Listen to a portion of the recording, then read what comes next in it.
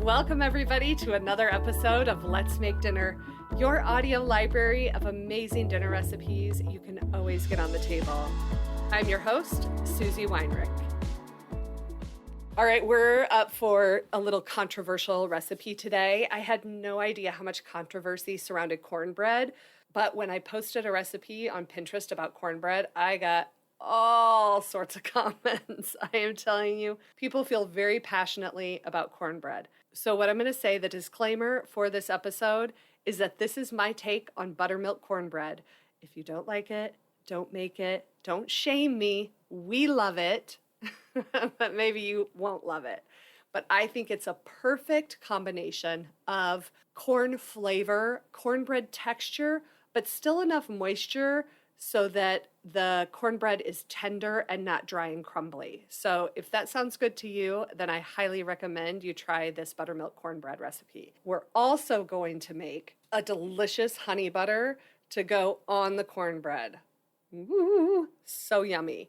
This is obviously not a full dinner, but it makes a great side dish for especially any soups in the fall, like chili, white chicken chili, even chicken noodle soup. Cornbread is wonderful as a side dish, kind of across the board there. It's also great with a lot of grilled items, maybe not burgers or things that are served on a bun, but something more like a barbecue grilled pork tenderloin, even ribs. It's a great side dish for ribs. So let's get into a couple tips and tricks and myths about cornbread. And when I say myths, it's not really myth. It's just that there's a lot of different takes on letting your batter rest. So when I read on the internet about letting your cornbread batter rest before you bake it, there's all sorts of different reasons, activating the baking soda, letting the corn flour absorb the liquid. There's something about air being added. People that say it helps the cornbread rise better, especially if you're making muffins, then it will have a bigger crown. I have found that this recipe works just fine without letting the batter rest. But if you want to let the batter rest, they recommend like 15 to 20 minutes and then pour it in the pan and bake it. But I find that it's completely fine just as is. In this recipe, we're using buttermilk as part of the liquid for the mixture. The buttermilk is going to serve two purposes. Obviously, as the wet ingredient that's mixing into the cornbread batter.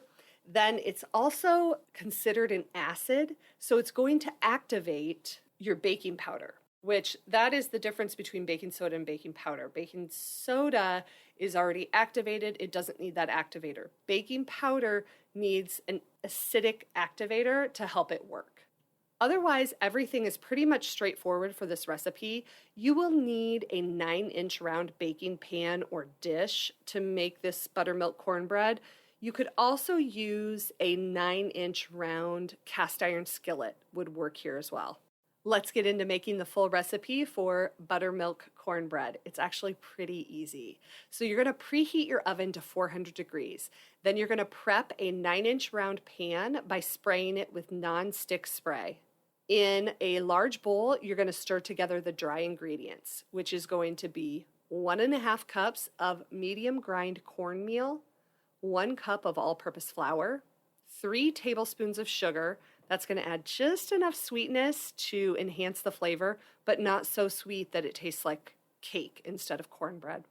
1 teaspoon of baking powder, 1 teaspoon of baking soda, and 1.5 teaspoons of kosher salt. Just stir that all together. Then you're going to whisk together the wet ingredients. And I like to do this I have a large 4-cup Pyrex liquid measuring cup, and this works perfect for this. So you're going to measure together 1.5 cups of buttermilk, 2 large eggs, and 1/4 cup of vegetable oil. Whisk that all together so the eggs incorporate into the liquid. And then what you're going to do is you're going to stir the wet mixture into the dry mixture. So pour that wet mixture right into the dry mixture and just stir until everything is wet. Don't overmix your batter. Now at this point, you can let it sit, or you can pour it right into your 9-inch round prepared baking dish and then bake it at 400 degrees for about 30 to 35 minutes. And your cornbread is ready. Let it rest for 5 to 10 minutes, and then you can cut it into wedges, like pie wedges, and serve it up. We're going to take it to the next level, and we're going to make a little bit of homemade honey butter to go with that cornbread. Super duper easy. You only need 3 ingredients to make this honey butter. And I want to talk about just a couple of the ingredients. With this recipe, we are using salted butter. I do not believe in unsalted butter. Oh my God, can't believe I admitted that in public.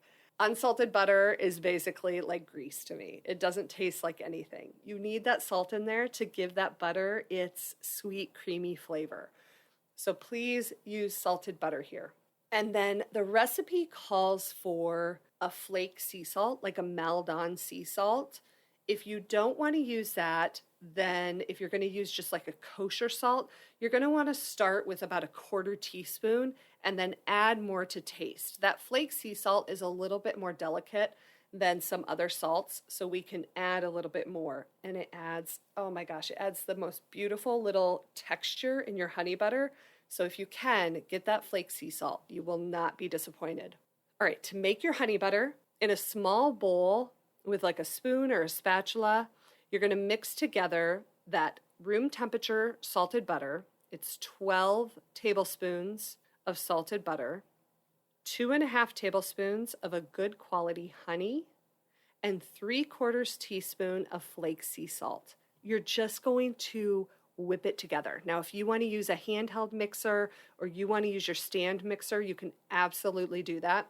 It's not totally necessary to get all that equipment out. You can just do it with a spoon or a spatula, promise. Now, what I like to do is once it's completely incorporated and mixed together, I like to put it in a little ramekin, and then I sprinkle a little bit of extra flake salt on top, and I drizzle a little extra honey over the top, and then serve it at room temperature so it's nice and spreadable with cornbread, muffins, waffles, whatever needs a little bit of sweet butter, a little sweet and salty and creamy. It's just the perfect mixture. So this can be stored for a few days in a covered container at room temp, but to keep it longer, like up to 2 weeks, 3 weeks, you want to keep it in the fridge and then pull it out like an hour before you need it to soften it up just a little bit. All right, so that does it for the full episode today on cornbread and honey butter. And if you are enjoying these episodes, I would love to have you subscribe or follow on your preferred podcast player. As a newer show, it just helps us to be shown to new listeners. So until next time, I hope this episode of Let's Make Dinner makes your dinner time a little easier. See ya.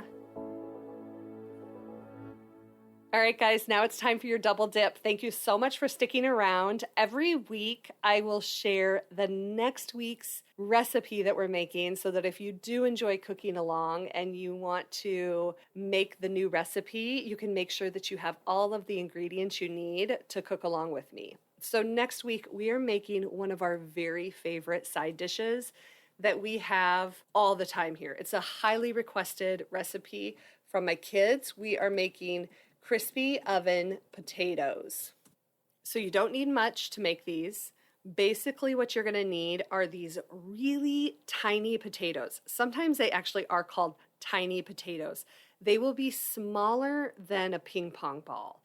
Really, really tiny. And usually they come bagged in your grocery store, so they'll be in like a, branded bag of some sort. So you'll need 1 pound of tiny Yukon Gold potatoes, 3 tablespoons of olive oil or extra virgin olive oil, then 3/4 teaspoon of kosher salt, and 1 teaspoon dried oregano.